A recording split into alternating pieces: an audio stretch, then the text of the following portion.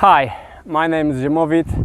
I just climbed this steep mountain to visit this medieval Spanish castle, and here I will tell you the story of Gothic people.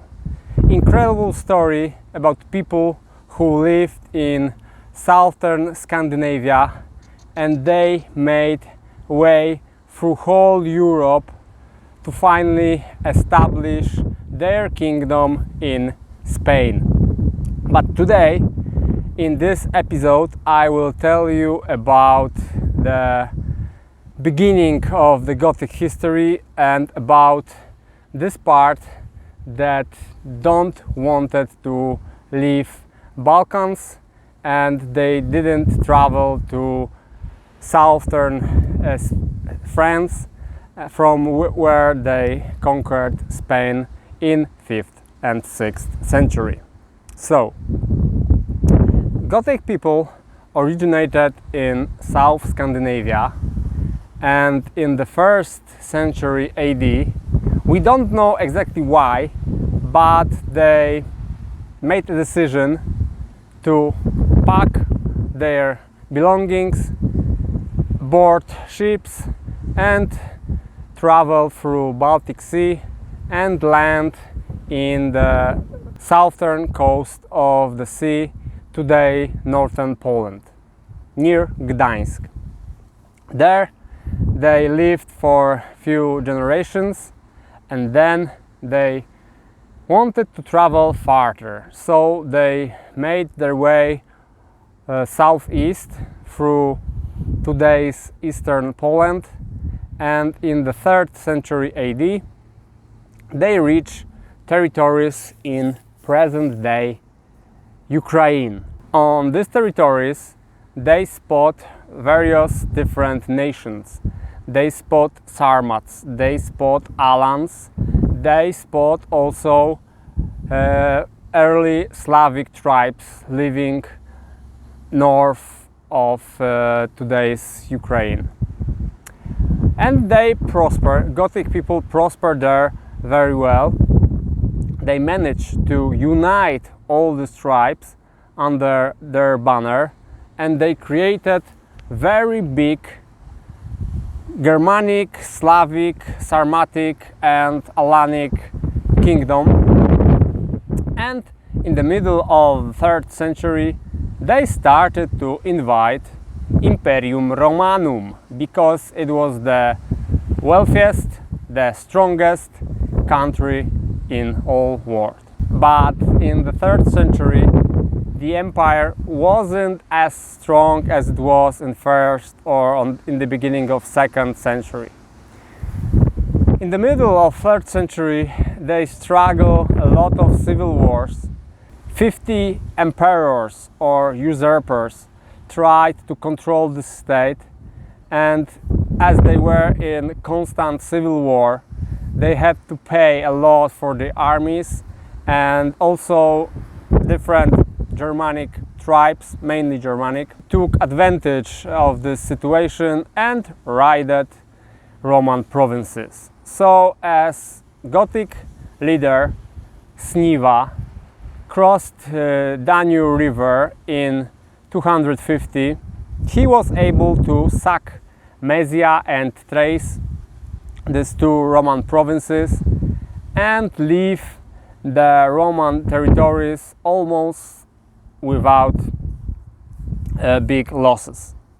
So it was quite encouraging for Goths to invite southern territories.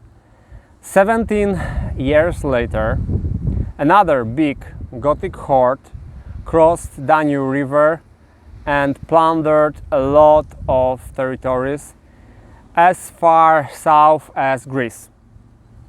But then, when they were coming back through today present Serbia, they was encountered by big Roman forces, and under the city called Niš in Serbia there was a great battle. 30,000 Roman legionnaires versus 50,000 Gothic warriors. This was the most bloody battle of 3rd century, and Roman legions triumphed this day, and Gothic horde was almost completely annihilated. From 269, Goths will not bother Roman Empire at all. They will focus on their vast territories, mainly in present-day Ukraine. Archaeological findings from this period are extraordinary. Goths were very skilled craftsmen. They created glass, especially small balls made of glass. It was very desired jewelry for Gothic women. Not only Gothic, whole barbarian women like these small glass balls wearing on their necks. Also, they created cups or goblets out of glass. It was very luxurious product of this time. And also they created a lot of coins. It was pricing very much Roman coins, and they created fake Roman coins on their own. And there are a lot of findings, archaeological sites, when they find mints, barbaric mints, led by Goths, where they created silver and gold fake Roman currency. The most astonishing finding is place, big factory, let's say, where they created a lot of items from bones and horns, mainly deer horns. It is estimated that few thousand people were collaborating to create this factory. They were hunters. There were people responsible for logistics, to transport these goods and to transport the goods they produced. And also a lot of craftsmen who created brushes for birds, because Goths loved their long birds. They created needles, they created some small jewelry for women, they created endings for the knives, and so on and so on. Very big horn and bone factory located in present-day Ukraine. And as the wealth of Gothic people grew, as their empire was stronger and stronger, it came its sudden end. And this end was precisely in 375, when big horde from the east, the Huns, came and crushed Gothic, Slavic, Sarmatic, Alanic combined empire. Most of the Goths flee and try to escape south of Danube River. Some of them stayed with the Huns and became their mercenaries and their allies for another 100, almost 100 years.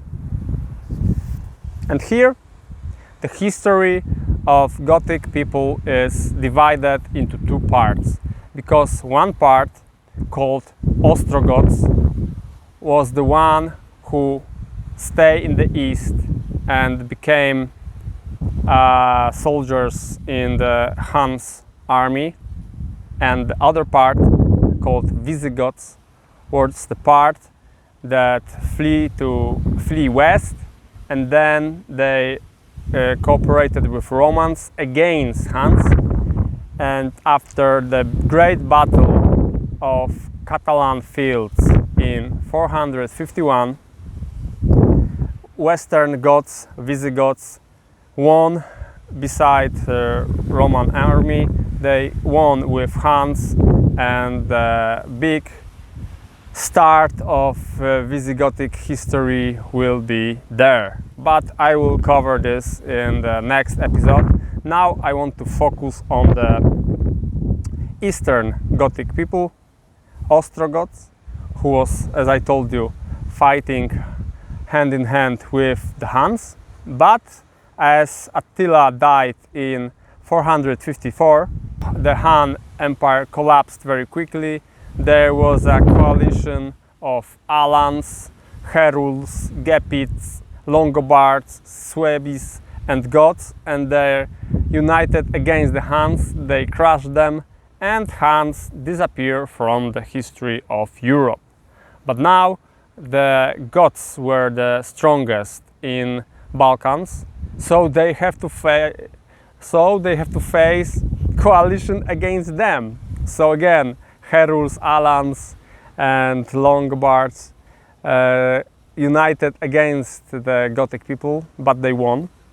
And as they won, they wanted to conquer something more, something much more valuable. And there was a Gothic leader called Theodoric, and Theodoric wanted to crush Rome, because Rome was the Western Roman Empire collapsed in 476, conquered by another Germanic leader, Odoacer. And Odoacer created his own state in Italy and also in Dalmatia. And Ostrogoths, in fact, invaded Italy, led by Odoacer, another Germanic leader. And there was fierce war in the 80s of 5th century. And Ostrogoths were unable, in fact, to win with Ottokar forces, but then Visigoths from southern France came to aid them, and in year 490 combined forces of Western and Eastern Gothic tribes won with Odoacer, and then Ostrogoths under Theodoric became rulers of whole Italy, and they created very strong state that will survive until the middle of 6th century. Because in the middle of 6th century there will be great Eastern Roman leader, Byzantine leader, Justinian the Great.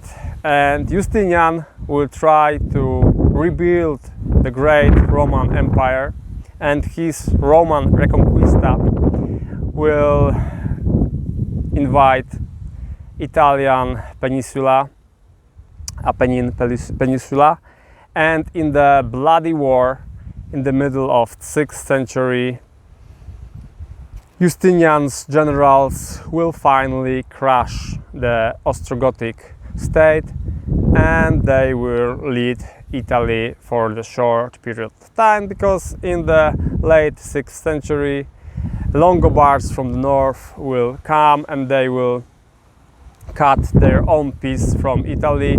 They will create a kingdom in northern Italy. So Ostrogoths disappear from the books of history in the late 6th century. They will not get any political importance in the future, but they left their genetics in Italy. As you can see, northern Italy is much more different than southern Italy. In northern Italy, you can very commonly see blonde people with blue eyes, and in southern Italy you can see much more brown people with brown eyes and black hair mainly. So this difference between southern and northern Italy is based on these barbaric invasions that I told you briefly before. Thank you very much for your attention. From this medieval Spanish castle, it was Ziemowit about history.